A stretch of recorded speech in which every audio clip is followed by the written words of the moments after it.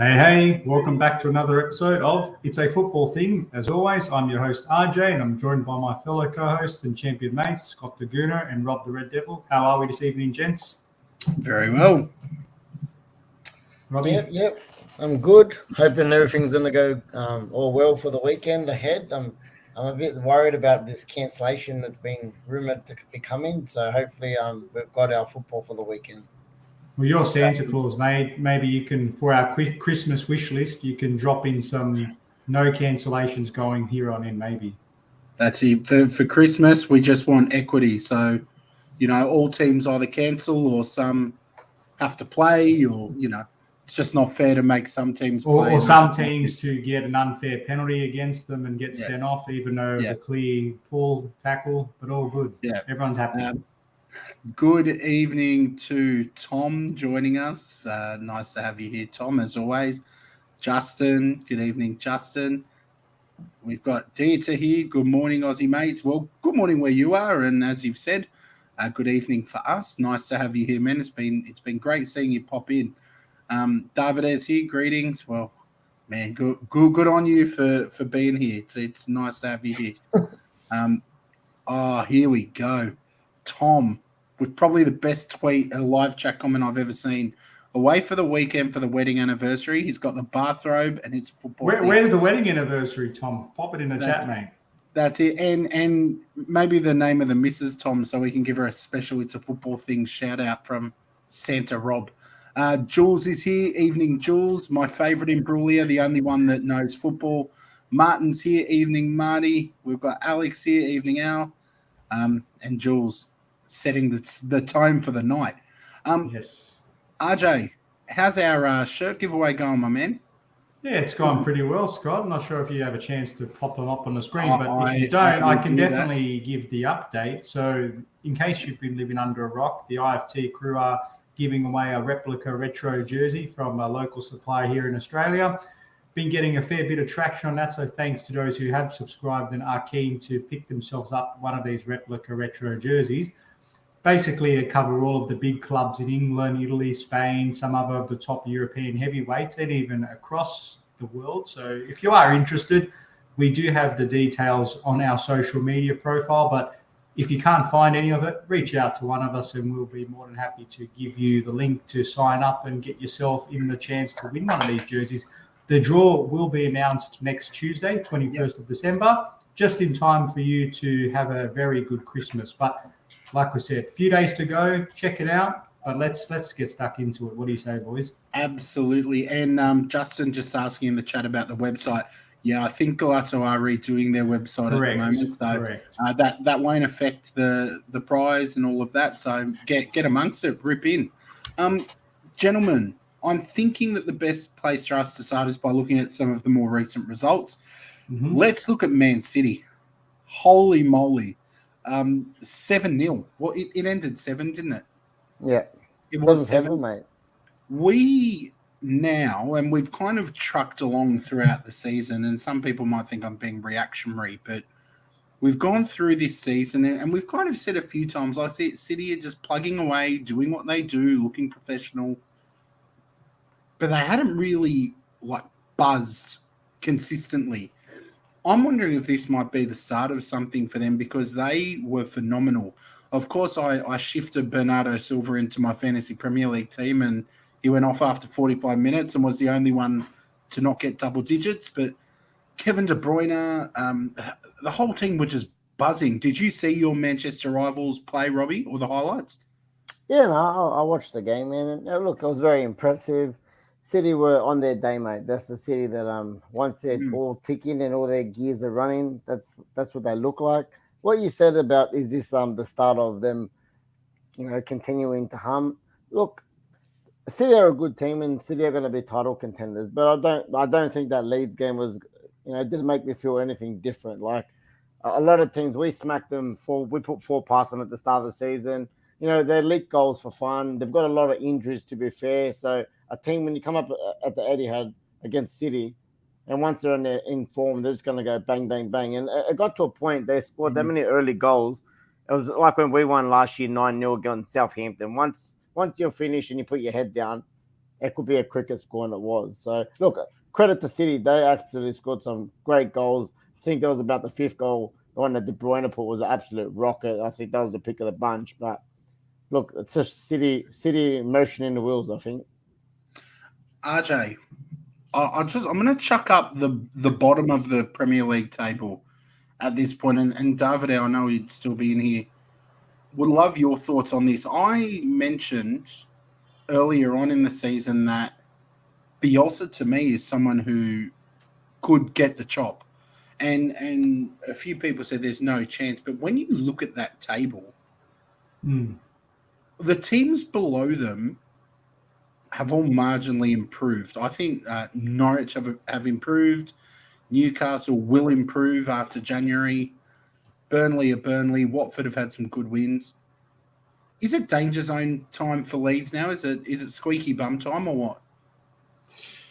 Yeah, I don't think so. It's still too early. It's 2 games. And I know. But they've had a couple of bad runs recently. It's not enough yet to sort of get a little bit too panicky just yet. But the reality is the more you hover around that danger zone, the more you're going to be in that conversation. Nobody wants that distraction. But we've already seen a tumultuous season. Some teams that have been really close to the top have dropped off, and those down the bottom have dug themselves out of a bit of a hole. If you scroll up the table ever so slightly, you'll even see teams like Everton that are in and around the 14th spot that you would have thought, geez, what are they doing there? That's not where they belong. But the table doesn't lie, but it can be misleading at times. I'll say that. Leeds have got a fair few injuries, and I do expect them to, when they start versing teams in and around their caliber, with all due respect, if they start struggling to show improvement, which they have shown some good signs, if they can't improve against those teams, then I'll be a bit more concerned. But I still think they'll be okay, to be honest. Yeah, I look at that. Burnley have 2 games in hand on Leeds. Watford and Newcastle both have a game in hand. Yeah, here you go. Leeds to me have just looked so bad. They look so bad, and I don't have an anti-Leeds agenda. I'm just shocked that these guys were the darlings of the Premier League last year. They could do no wrong, but now they're playing this poorly. No one wants to talk about it, which is shocking to me. David is saying Bielsa won't get sacked. It is squeaky bum time, but what Bielsa's done for them in the past probably gets him through to the end of the season. You just took the words out of my mouth. You listen to TalkSport as well, and I was actually listening to this after the game yesterday, and the amount of Leeds fans that came on, and they weren't even batting an eye. They're like, he could get a 10-year extension, and I'd be happy with it. He's like a god over there for some reason, man. It's crazy. Yeah, it's insane for me. So, time will tell what happens there. But speaking of godlike performances and impressive results, Arsenal, Aston Villa. I thought you were going to talk about Aston Villa. No, let's keep this to the big ones. A lot of people, myself included, thought that it would be a really hotly contested match. Quite frankly, I was sitting in my classroom watching the match, no children, of course, and I was busting out, "Can we play you every week?" West Ham, to me, were, and this is pre-penalty and red card, they weren't in the game. They may as well have stayed on the bus. They would have put up a better fight. We made them look awful. We pressed aggressively. The youthful front line led by Captain Lacquer at the front just gave them nightmares. They could not maintain possession. They could not challenge the goal. Anytime they got the ball, we had 3 or 4 guys on them. It, to me, was probably, outside of Spurs and Aston Villa, our best performance of the season. So I was stoked with that result, and disappointing for West Ham. So did either of you catch that? RJ, you got any thoughts on that result? It was a shock. No, you started well, Scott. No, it's shocking that but let's be clear about this. You guys are neck and neck on the ladder. It's not Norwich coming out and battering them. Everybody is disrespecting Arsenal because they've been Jekyll and Hyde this season. Some really poor performances, getting touched up a few times, but they've had a few good results. To be honest, this was a game where you needed to show yourself, are you a team that's going to be serious in terms of challenging for the top 4, top 6? And you passed with flying colours. So credit to Arteta. It's just one of those. The question that everybody keeps asking is, can they sustain it? Because we know that Arsenal's got this in their locker. And what I will say about the game is you were well on top of them, but at 1-0, it's still open. And I don't care what anyone says. That's not a red card and it's not a penalty. I don't care. I agree. And that's just. And I know I'm anti-Arsenal, but I'm anti-West Ham as well. I don't like any of the London clubs. But that was a disgraceful decision in my opinion. Don't think it was. It obviously wasn't a straight red. It was a second yellow. I've seen yellows given for much less. I've seen reds given for much less. So, you know. Yeah, I don't know. From my point of view, I saw a tackle. He made contact with the ball. It bounced up in real speed, and Anthony Taylor, full stop. That's all. I love Anthony Taylor. Robbie, what did you think of that, man? Obviously, you're saying you don't think it was a red, but again, I'm putting it out there. They weren't in the match before. Or after. That's exactly what I was going to say. I think that was actually Arsenal's best performance of the year. You said the Spurs one. I actually think that was better than Spurs because Spurs were in the mud when you guys played them and beat them. Yet you guys kind of killed them early on, but I know it was 1-0 like RJ said, but you guys just absolutely dominated them. And considering that the teams have beaten this year, you know, they narrowly lost to us and put up a fight against City. They beat Liverpool. They obviously had the freakish win against Chelsea the other day. And I know they weren't at home, but still, for them, they have been a little bit, you know, haven't been in form as much of a late. And look, for David Moyes to come out after the game and how honest he was, he said, we weren't good enough today and they completely dominated us. Like, he pretty much congratulated Arsenal. Like, I like when coaches are nice. I've plenty of time for him. Yeah, but and like you said, they said I just didn't like the way the team performed on their behalf today. But yeah, you guys were all over him, and I think just a few more goals were missing. With the penalty thing, for me that is no way a penalty. Like, look, we've all grown up with the game, and I know it's got a lot softer with VAR and this and that. But any touch on the ball for me, and then taking of the player out, if that's just natural, you can't touch the ball and just back out, delete yourself without taking out a player. It's physically impossible. He's won the ball. He got a touch on the ball. Laka made a little bit of an extra meal out of it, which is fine because players always do it now to try and win the penalty. Yep. But with VAR now, I don't understand how you get that. The second yellow, fair enough. That's why it wasn't a straight red. But for me, that's not a penalty. Besides that, I think Arsenal. Only if we've spoken about VAR recently. For those who weren't here on Tuesday. To me now, though, you go to the ground. You go to ground in the box. Expect to give away a penalty these days. And this is not just an Arsenal thing. I know neither of you saying that, but mate, they are given left, right, and centre. It's too dangerous to go to ground in the box. Which to me, and you guys know that I enjoy the defensive side of the match as much as the attacking, but it's disappointing. But that's the way football is. You adapt or you suffer the consequences. I agree with you, but there was nothing wrong with his challenge. That's what we're trying to say. He got his foot on the ball. There was contact from studs up near the knee, ricocheted off the top of the ball. It was soft. Look, if that was given against us, I wouldn't have been happy.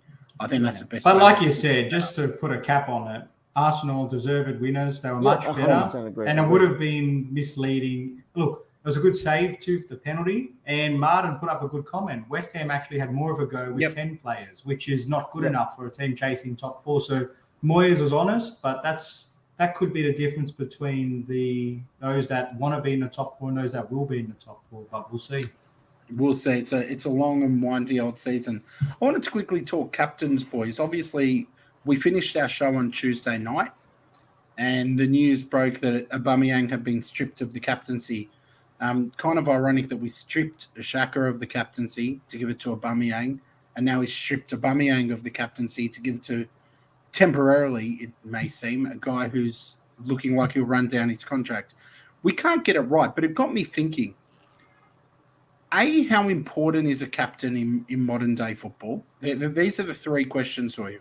How important is the captain in modern day football? B, you think it was the right call to strip Aubameyang of that?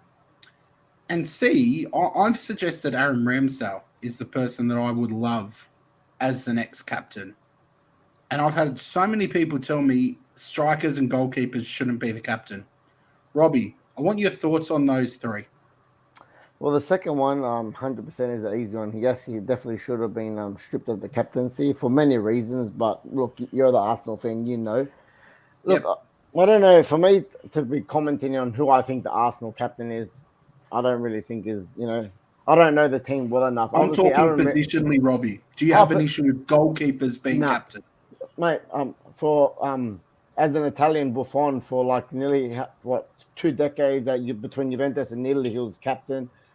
I got no, the defenders, like, I don't have any issues with, especially defenders. They see the game from the back, especially the goalkeeper. They've got the best view of everything.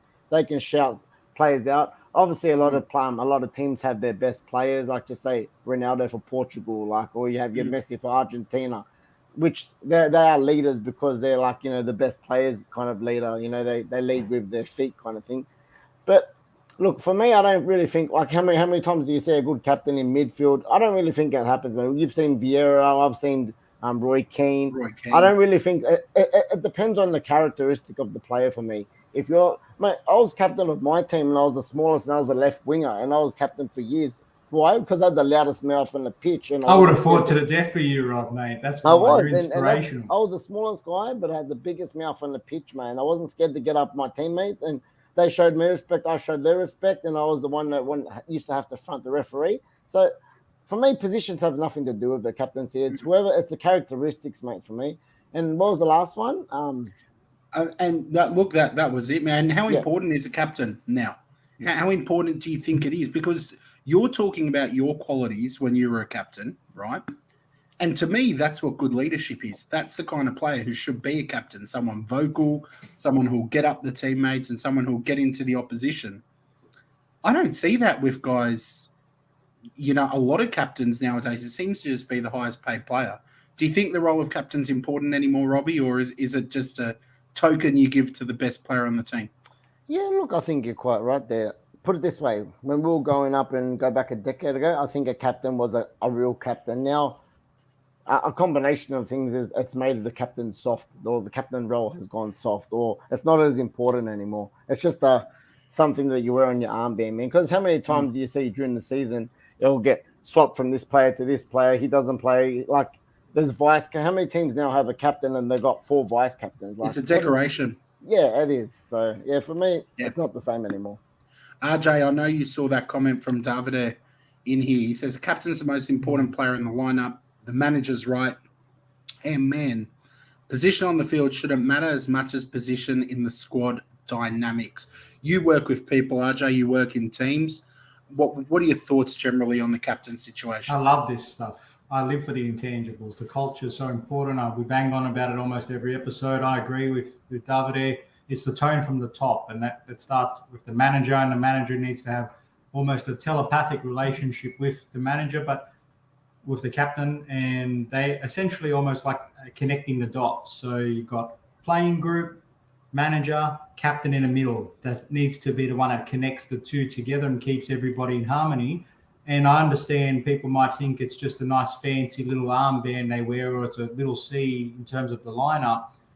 But a good captain can really keep the glue together. It can be the difference between a club that collapses when the times when it gets a bit tough, or they can be the one that drags them over the line. So I look at people like Azpilicueta. I look at, even from yesteryear with some of the captains that our teams have had over the years, and you just think they were iconic because, like a good old war general, people would go and fight to the death. They would do their job at 110%, not 100%. They would fight above and beyond. And I think a captain's role is understated and underrated, and I wouldn't agree with the notion that it matters which position they play, because it's all about the personality, as Rob said. It's about the respect they command from those around them.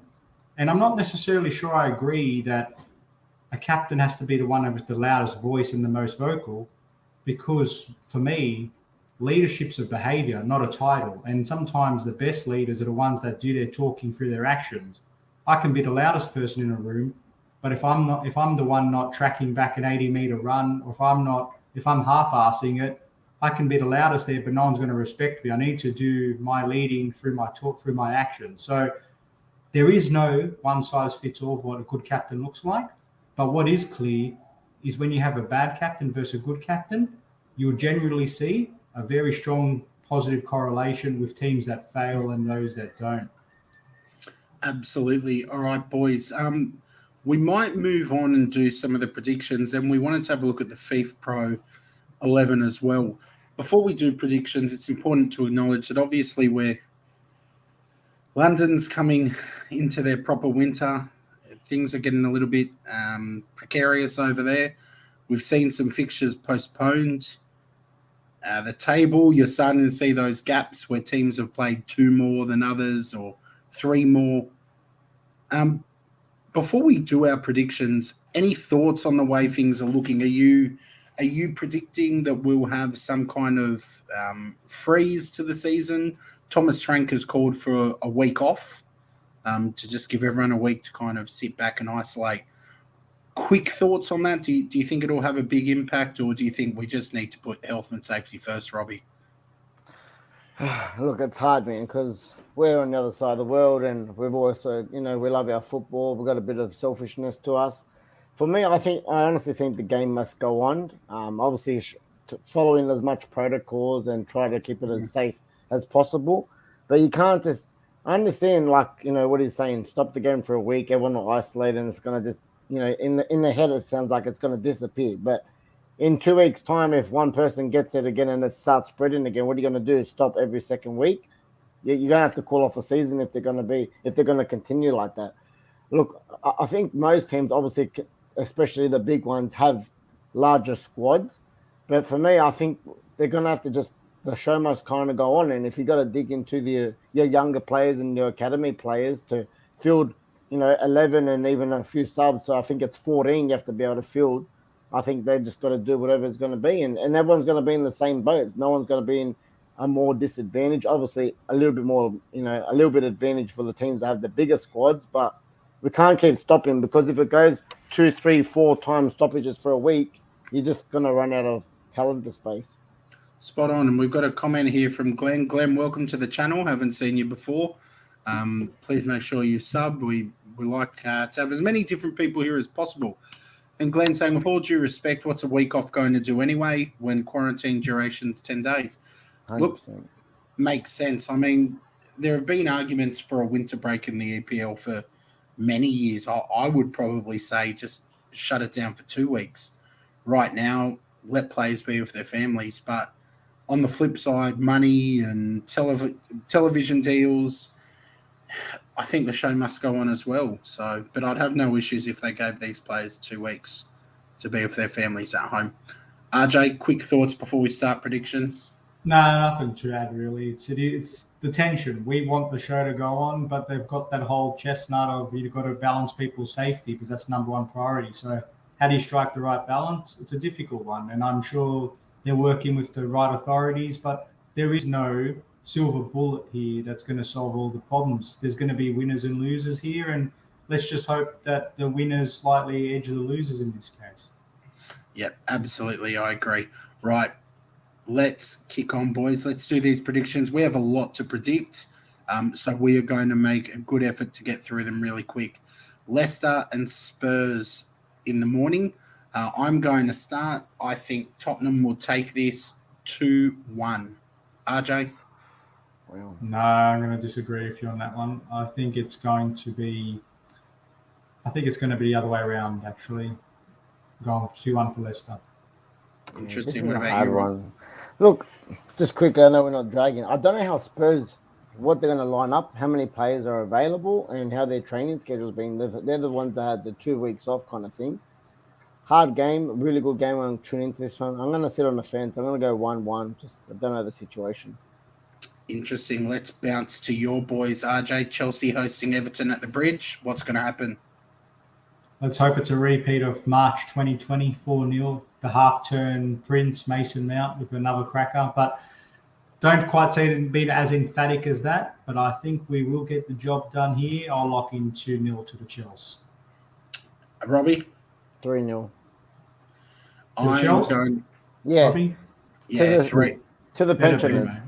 That's it. 3-0 too. 3-0 for Chelsea on my end. Liverpool hosting Newcastle. Robbie? 4-0. Score. Newcastle's way? Yeah, no, Liverpool. Sorry. 4-0 Liverpool. Sorry, Look, Shana, if you're here. I'm actually going to go 5-1 Liverpool. I think they'll blow this out the park. What about you, RJ? I'll go 5-0 to the Reds. 5-0. Wow. Okay, here we go. Next one. Robbie, you do the honours. Man United hosting Brighton. Again, the situation with COVID, I don't know how many are out. At home, I'm hoping we get the points at home. I'm gonna go for 2-1. 2-1. Look, I think you'll beat Brighton. Brighton have been garbage lately. I'm going 3-1 Man United. 2-1 for me, to United. There you go. Plenty of predictions coming through in that live chat too. I know we're going at a fast pace because there are so many. So if you chuck your prediction in, just do what Martin's done here. Put the teams in there as well. So we know which one you're predicting. All right, let's keep going, boys. This show must go on. Villa Burnley. I might go first with this one. Burnley are in the danger zone at the moment, and Villa are looking much better under Stevie G. So I'm going with Aston Villa to take this 2-0. Yep, same for me. 2-0 to Villa in this one, especially at Villa Park. Yeah, I agree. Clean sweep 2-0. So because we've all tipped it, Burnley will win 2-0, I'm guessing. Southampton, Brentford. I don't think Thomas Frank will be getting that 1 week closure. What do you think the score will be here, RJ? Yeah, good game, this one. I reckon it's very exciting. Southampton a bit shaky defensively, but at home, I think they'll do just enough. I'll lock in the Saints 2-1. Interesting. What about you, Rob? 1-0 Saints. 1-0 Saints. I'm going with a 1-1 draw in this one. I think Brentford might take something. Watford hosting Palace. I think there'll be goals in this one. I'm going to go with a 2-2 draw. What about you, Rob? Jeez, I'm gonna go for a Palace win in this one, but just close as well. I'm gonna go 2-1 Palace. I think they're going to be pretty upset that they dropped points this morning, so I'll go 2-1 Palace. I reckon it'll be the other way around. I think 2-1 Watford. Yeah. Ooh. At home, they're strong. Yeah, it's a tough one. Flip of a coin. Yep. Yeah, it's one of those. West Ham hosting Norwich. RJ, will they bounce back with 3 points? Carrying the injustice on their shoulders, they will come back. Just throwing the up, Scott. But yeah, I do think so. With respect to Norwich, I think they have been given a good account of themselves. But West Ham at home, they are a better team. They're a lot more formidable. And I feel sorry for Norwich here. I think they'll take it. And I agree with Martin here, 3-0. Yeah. Look, I'm not going to go and disagree with Martin either. I'm going 3-0 too. Yeah, I'll go 2-0 on this one. The Norwich played really good against us last week, so a bit of respect. But at the London Stadium, I think. But it is United, so. Salty. No, 2-0 for me. I'll keep it at 2-0. All right.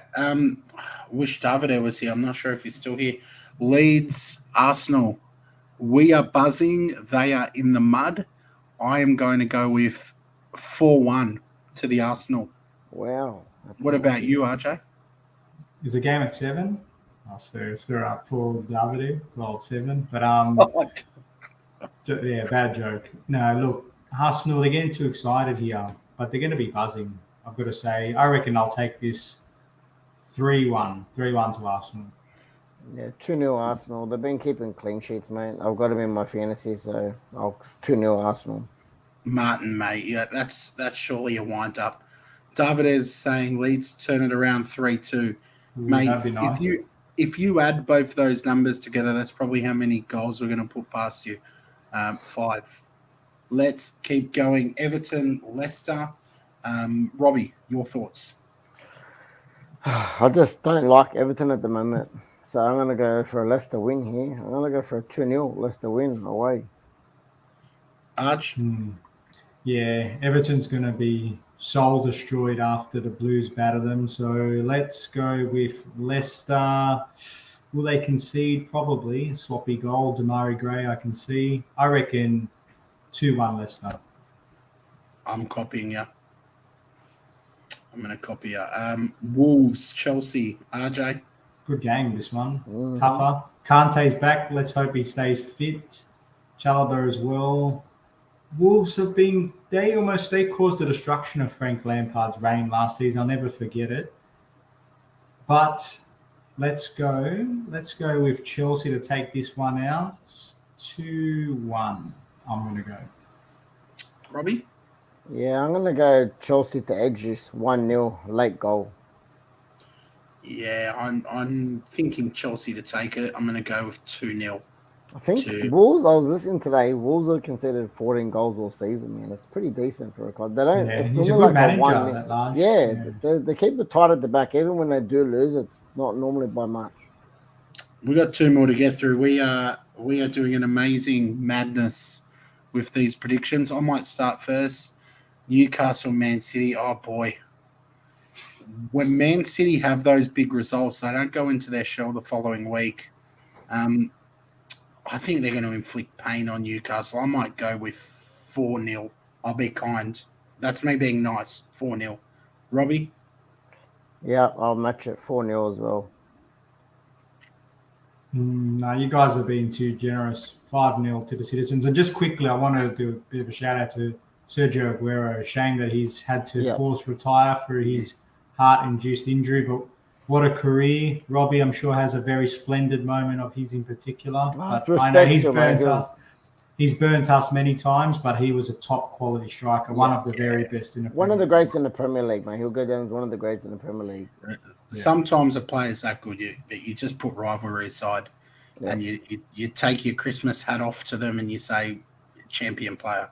I watched his top 10 goals, Scott, just quickly on Optus Sports, and you see the highlights, and the guy just been an absolute sharpshooter from day zero. What a machine he was. We'll never forget the legacy he's had. Yeah, must have been Mancini, mate. What a bloke to sign him up. 100%. Great business. Last one, boys. For now, Spurs hosting Liverpool. Robbie, we might start with you. Look, I'd love Spurs to get a result here, but I think Liverpool's just got too much in the tank. Close game, 2-1.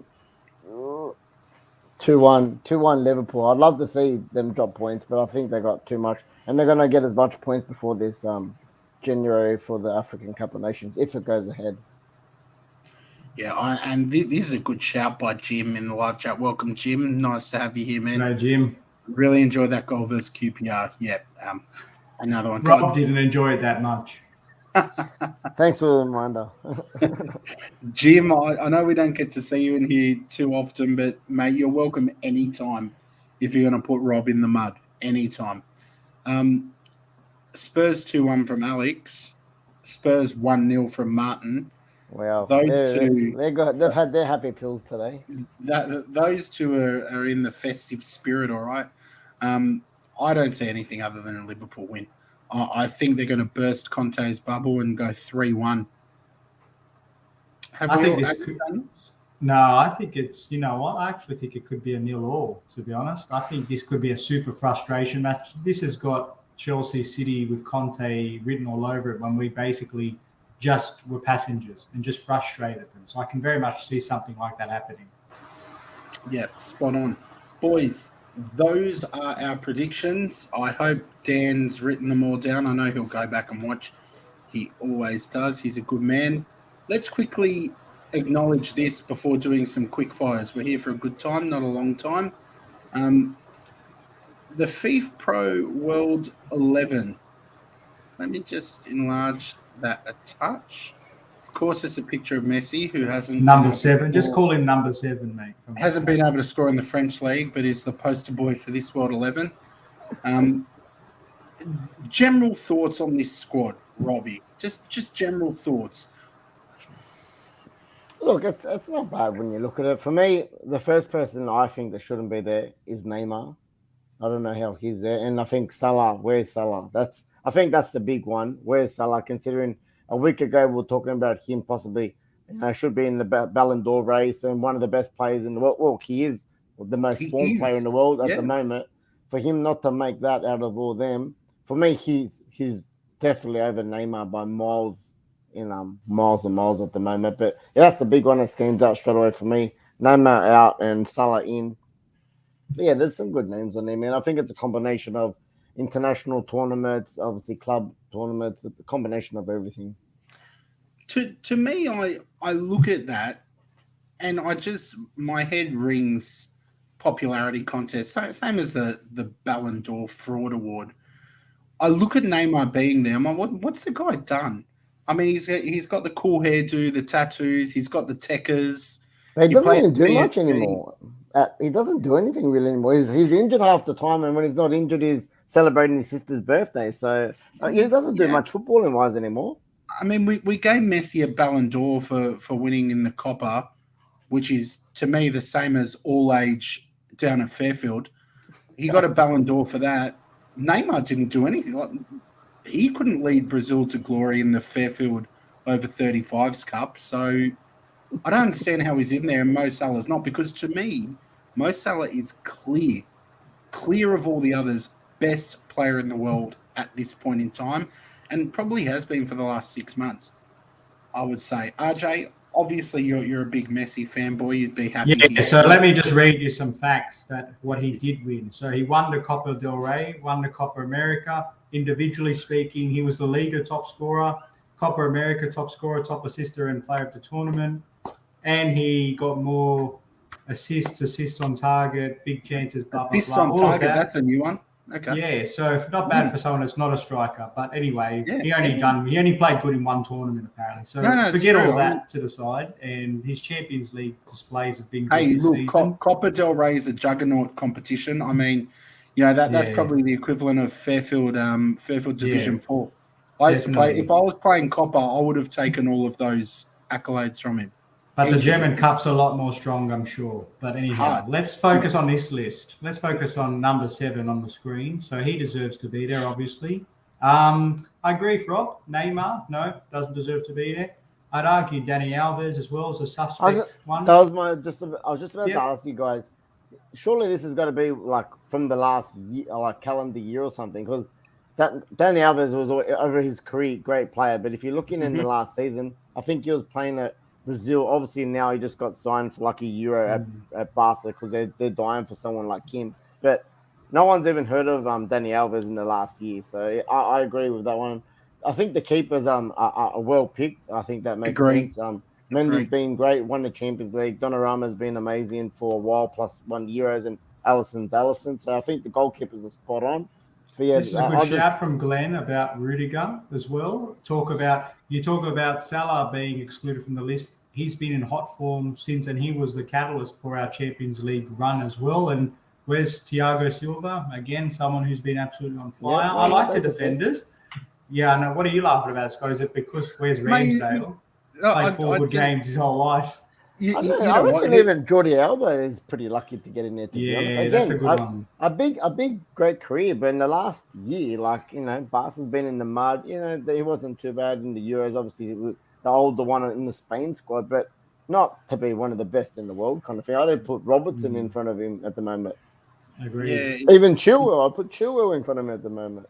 Yeah, and I even think about Chilwell. He only came on leaps and bounds. He wasn't consistently throughout the whole year, so I'm quite happy he didn't make the cut for this time around. But yeah, some of those names are just the forwards. I think were probably the closest, excluding Neymar for Salah, I'd say. But yeah, the midfielders are a bit suspect with De Jong there, and of course Busquets is in there for what he's done, obviously for his career. He's in there because he's a Barca player. That's it. You've got to have your Barca players. Yeah, well, not from this season onwards, you wouldn't. So, but yeah, look, it's a good concept, but there's a few question marks here. Well, what about Calvin Phillips? I mean, you want to look at a player who has made some achievements. I know he didn't win the Copa del Rey, that big grand tournament. Key player. Or was the player of the tournament, and statistically speaking, captained his team to undefeated streak. We need to do a stream just on this where you and me just duke it out. Just let the haters come for us, mate. That's all. Got England to their first final, big final. Was a key part of a Leeds team that overachieved last season and was one of the Premier League's best midfielders, very consistent. I think he could have had a shout, but again, he's not a glamorous pick. He doesn't play for Barca or PSG or any of that. But do you think Calvin Phillips might have been able to stake a claim?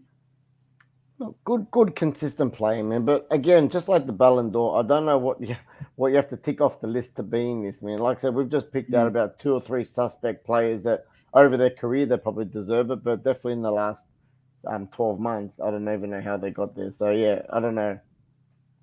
Yeah, interesting. Well, I'm going to leave you with this question, boys, before we go to quickfires. Who manages this team? Look, I think over the calendar year, you got to go Tommy Tuchel. I would even throw in a Mancini, man, because I think what he done with Italy is underrated. Well, I'd actually go Guardiola in the sense of Premier League, hardest one, dominated it, and missed out in a Champions League final. Like, he's a whisker away from winning it, and nobody would have said anything. So Mancini won a tournament where, Italy weren't the favourites, but it was a short-winded tournament. Could you say he's the best manager? No, but you have to look at Mancini from when he picked up Italy. That's for the year, isn't it? For the whole campaign, that's what I mean. Or? So I think that's a massive achievement. Then they broke the record for undefeated for 36 games. They won the Euros as underdogs. Good point. May not qualify for the World Cup. Well, mate, we finished that calendar year. That's moving into the next calendar year. Yeah, no. So I think consistency in the hardest league and intensity, Guardiola should get it for me. I mean, Tuchel came in too late for that run. I don't like it, but I'm agreeing with RJ. It feels disgusting, but I'll do it. Boys, quick fires. It's been really nice, by the way, to see some new faces in the chat tonight. I know I've recognised a fair few of the new faces, but good to see some of you in here, see some of you back after a while. Please make sure you've subbed if you haven't already. We're nearly at 450. Please make sure you've hit that like button as well. That obviously helps us get our content seen. So thank you again for those who have dropped in. We are on every Tuesday and Thursday at the same time. Boys, quick fires. You got one ready to go, Rob? You look ready. Yeah, I've got mine too. Go. All right, so as we do in the football, how we do the whole start, sub, sell, I'm going to do this for actors, all right? This one's a bit hard, I reckon. So Keanu Reeves, Gerard Butler, and Denzel Washington. Start, sub, or sell. Keanu Reeves, Gerard Butler, Denzel Washington. I'm probably going to go with Denzel Washington to start. Big fan of Denzel Washington. I'll sub Gerard Butler and I'll get rid of Keanu Reeves because I don't know him from anything except, was he in Speed? He was in Speed in The Matrix, He's a good movie. Matrix, Speed. What was the other one he done? I'm genuinely Parenthood. He was in that as well. Bill and Ted. What was the action movie that he was in? I can't remember. John Wick. I just don't watch enough movies. I'm not a movie buff. I'd rather game, to be honest. What about you, RJ? What's your answer to Robbie's question? The same order as you, mate. Good choice. Yeah, I think if I had to put it like that, I'm a big fan of Gerard Butler as well, but I think I'll do the same as you guys. We'll go for the clean sweep. And the last one, boys, festive season. Give us one of your favorite Christmas movies. There's a lot of them, so just throw one out there. Elf. It's got to be Elf. I love that movie. Elf or Die Hard. I don't know if you want to classify Die Hard as a movie. We're not even putting that in there. No? Okay. Elf. Hard? Yeah, for me, we were speaking about this the other day. I'd probably throw in there Jingle All the Way. It's turbo time. Yeah, hard. Look, I like the Home Alones, but there's one that I always like every year. I'll Be Home for Christmas. So it's an oldie, but I like that one too. That's it. Hey, Justin agrees with me, boys. He's where is it? There it is. Die Hard. I'm saying Die Hard. We're counting it. We'll count it. That's the majority. My one. Bit of a musical one first, boys. Well, what are you listening to at the moment? If you're like me, you're going through I always go through phases of music. I'll listen to something nonstop, then I change it up. What are you listening to at this point in time, Marjo? You know what, man? I got the YouTube playlist pumping out. It's all different. It's so randomized. I've got old house songs, funky house songs, and I've got good R&B, and also great movies, by the way. They're top. Love them both.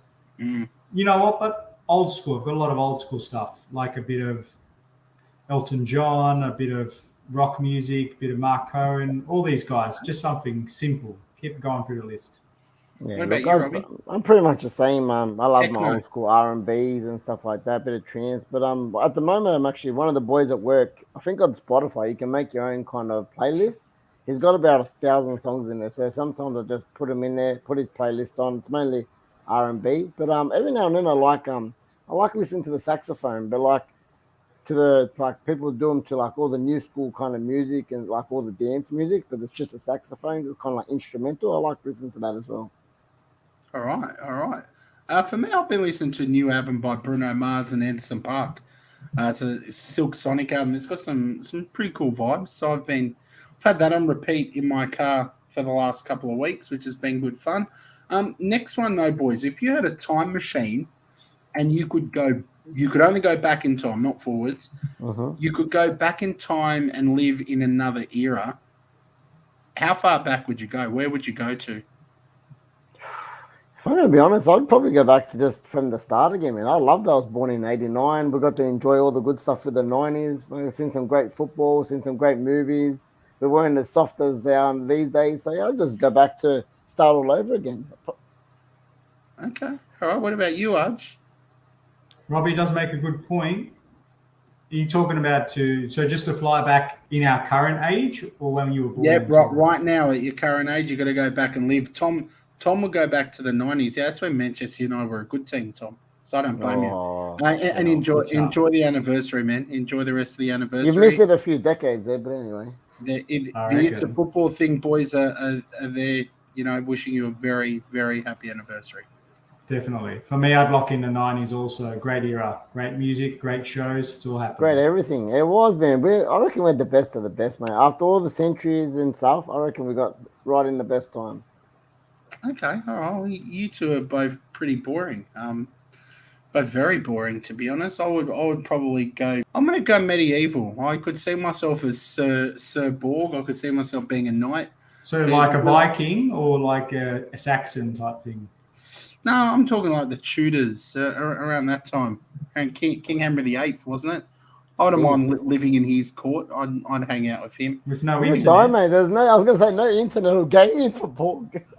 Yeah, but you know what? It'd be pretty simple. It'd be pretty simple. I don't even know if they had marbles around there, mate. You would be playing marbles or something. I'd have my bow and arrow. I'd be standing at the top of the gates, taking out intruders.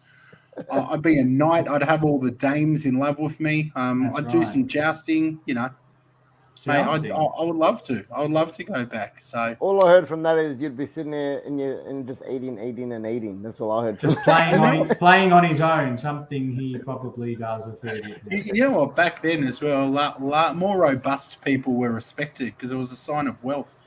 So, mate, I would love that. I would be the most handsome man in the court. Let's go to you, RJ. Your quick fires. Beautiful. All right, we're an Australian-based show. Let's tell me an iconic Australian movie or show that you love and why. Or actually, don't tell me why. It's quickfire. Just tell me your answer. Oh, can't go past the castle. Bootman. Do you remember that one? Mm-hmm. Bootman. No, Bootman. It was like okay. Yeah, I used to like that. There's not many Aussie ones out there. Australia was a good movie. Didn't mind that either, I guess. Yeah, the castle for me is iconic. I love that movie. But you're right. Have you seen it, Rob, or not? Yeah, I've seen it. I don't know. I don't rate it. I don't know. When Scott said jousting sticks, that's what actually convinced me to ask the question. What do you want to do with jousting sticks? That's because Alex put in the chat. He said we could joust. So I was happy to joust. Wouldn't mind. Speaking of jousting, what was that good movie with Heath Ledger, The Knight's Tale? That was a cracker movie. That's it. Yeah. A Nugget or a Chopper, yeah, not bad. Nugget, yeah, I remember Nugget was good. That was good. Excellent, excellent. Robbie, this is a family show, mate. No, Bootman, B-O-O-T, Bootman. I'm proud. All right. We know we're winding you up. Okay, you got another one, Arj, or we done? That's it, mate. Only one quick fire from me tonight. One and done, Fudge. That's it. Excellent. Well, it has been an absolute pleasure. Please, again, make sure you hit the like button on your way out. We are back on Tuesday evening as well. Doing the draw, Scott. Yeah. The draw, the big draw. The winner, the announcer of the jersey winner. So make sure you check that out. Yeah, and if you haven't entered the comp, I know there's been a bit of confusion. I've had a couple of people message me. if you're already subscribed, you can still enter. You just send a screenshot showing that you are, so we keep it all even and equitable. But it's not just for new subscribers; it is for people who are already subscribed too. So don't feel you can't enter because of that. So check out our Twitter. It's also on our Instagram. Is it on Instagram? Facebook, Facebook, Instagram, all of the That's socials. it. So check us out on one of them, and we would love you to enter. Okay. But until then, guys, we're off till Tuesday. We've got plenty of football at the moment. So let's do this thing, hey? Take care. Have a good weekend of football. May the odds be ever in your team's favour. Any final words, Rob? Look, mate, big weekend. I'm hoping for me. If the Premier League's on, I'll be at the pub with the New South Wales Supporters Club. So that'll be good. And Sunday, I can't wait. I'm a big Marvel fan, so I got gold class cinemas to watch Spider-Man with the missus. Yes, love that. RJ, any final words? Yeah, good Hunger Games reference there, by the way. I won't let that slip past us. Good work. I'm going to call you Katniss from now on, mate. Little Katniss Everdeen. But for me, on Sunday, I've got participating in a five-a-side tournament with the Sydney official Chelsea club. So I hope that I've bought my new pair of boots today. I might chuck them online and show everybody what good football looks like. So wish me luck, wish me injury-free participation, and hopefully a few good results. That's it. And just want to chuck this up because this is really kind. Is there a members club or something? I want to donate on payday. No, look, we're not taking any coin at the moment. We're not looking to that. We're just three mates having a blast. Speak for yourself, mate. Master Yoda, we can talk offline, mate. Always can use a donation. Just keep coming, mate. Just keep coming in here. We'll enjoy it together. That's it. That's it. I know we had a couple of people just jump in late. Matt, you're going to have to catch a replay, my man. But thank you again for popping in. As always, Legs Rooney, top four. We are coming. We are going to take it. But again, guys, you'll have to catch a replay. We'll see you on Tuesday. Take care.